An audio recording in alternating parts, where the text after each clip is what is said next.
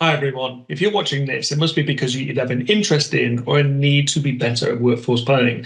This is our Foresight Masterclass, whereby I'll be sharing lots of ideas and experiences that you can take away and use within your organization.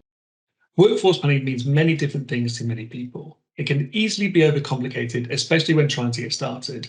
Ultimately, though, we agree with the CIPD that workforce planning is about having the right people with the right skills in the right roles at the right time.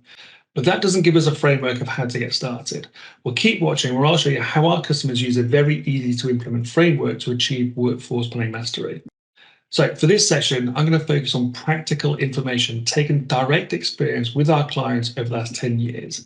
Not just high-level theory, we'll hone in on how one of our clients in particular implemented our workforce planning framework quickly with minimal work their side and show you the results they benefited from within a matter of weeks. A good starting point would be to show you where they started from, as you'll be able to relate.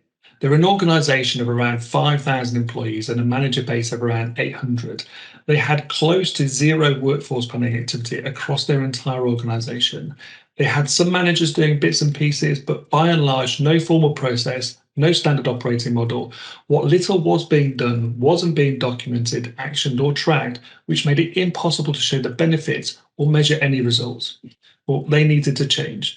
Their vision was to empower every single manager to see and understand the benefit of planning, not to have planning as just another HR initiative. They wanted each manager to receive an individual plan for their team and then have guidance on how to deliver against it. Perhaps that sounds a bit utopic, but that's exactly what they set out to do, and they have achieved it. Let me tell you more. So, the framework they used breaks the big strategic workforce planning down into four main components: demand planning, flight risk profiling, succession planning, and knowledge transfer risk. We speak to hundreds of organizations every year, and the thing that stops them from attempting any workforce planning are always the same. They think that in order to reap results, they must try and conquer the entire SWP challenge in one attempt, when in fact, you should start very simple and build maturity over time.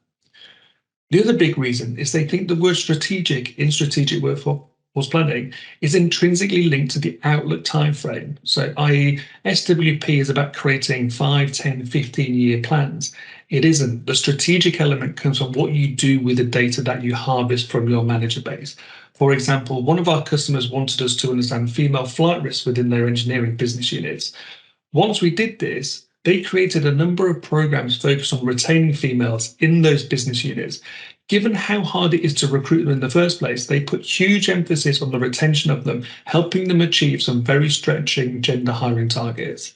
The time frame of this data set was about 18 months. So I'd argue, even though the time frame doesn't hit the typical 5, 10, 15-year outlook, what they did with the data in this instance was very strategic. So don't be put off thinking you need a 10-year plan in place to be effective. So we work closely with this organization to design and implement a new workforce planning approach. Well, what was required?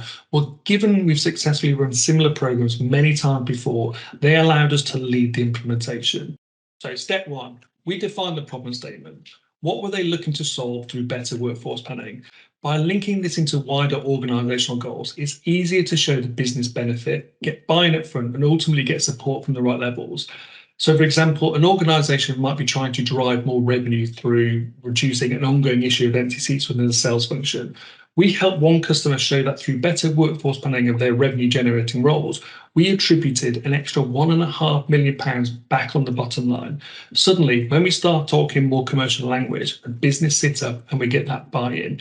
There could be different organizational goals to link it into, but that was step one, defining the problem statement. In this particular customer talking about, it was about empowering the manager population to own and control the plans themselves for better retention and succession planning. Step two, we guided them through understanding which and how many managers should be involved. As we've said, they had some managers involved, but they wanted to empower a much larger population of around 600 to start with. Step three, we helped them define what managers should be thinking about when creating their digital workforce plans. What data points should they be thinking about? What questions should they be answering? It sounds more complicated than it is, but we made the entire process about 10 minutes long for each manager. That's how simple it can be and still reap huge results. We then guided them through what the best approach to communicate this out to the business would be. Step 4, we then configured our digital platform to facilitate the data capture from their managers. This allows us to carry out the process at scale and with speed, allowing more time for the really interesting aspect, analysing the data and using it to produce some great programs to really benefit the workforce. 5, finally, we built the mechanisms to action the data straight away.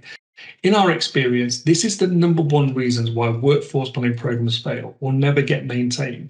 If you engage your manager sufficiently to have them take part in a workforce planning exercise, but then don't do anything with their data, why should they do it again? Managers need to see a different response.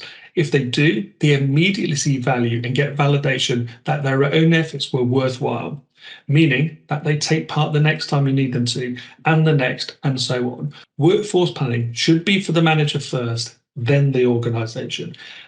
However, this is easier said than done. That's why part of our digital platform we use, we can create personalised automate support back to the manager depending on what they tell us. Let me give you an example. So if a manager tells us that they have some recruitment requirements in 6 months' time, then the platform will automatically engage the manager and guide them into the correct recruitment process at the right time. This creates a seamless manager experience of requesting data, storing it, and then instigating the recruitment process at the perfect time, all with no human touch or manual time spent. So the manager thinks, wow, HR created a simple workforce planning process, then remembered all of my information, contacted me at the right time, even did the next stage of admin on behalf, and now I'm being proactively guided through the recruitment process. Another example is if a manager suggests they have a succession risk. This would automatically alert the relevant person in the HR team, but also that manager would automatically receive the guidance the very next day on how to think about mitigating their risk. The relevant person in HR is safe in the knowledge that the manager has had a follow-up to their concern and now they can reach out to them too if required. By creating these kinds of manager experiences automatically, we drive up manager experience and remove thousands of HR admin tasks each year, allowing for far more time to focus on the strategic outcomes we'd like to deliver. Not to mention that the role of HR and talent becomes much more interested, spending time on the added value things rather than reacting and firefighting bad situations. So how is this organisation getting along now? Let's look at their initial results. Well, within the first 48 hours of going live, 30% of their managers completed their plans, meaning that over 200 managers now have a detailed workforce plan of their team, showing the future recruitment needs, flight risk analysis, succession gaps, etc. This can be rolled up to a business unit level and ultimately organisation level. After 2 weeks, they achieved a 75% completion. Remember, that's on their first attempt. This was all automated. Had they run a workshop process, the equivalent volume of data gathered would have taken in excess of 50 working days to complete. This took each manager less than 10 minutes to complete on average and had no HR involvement whatsoever.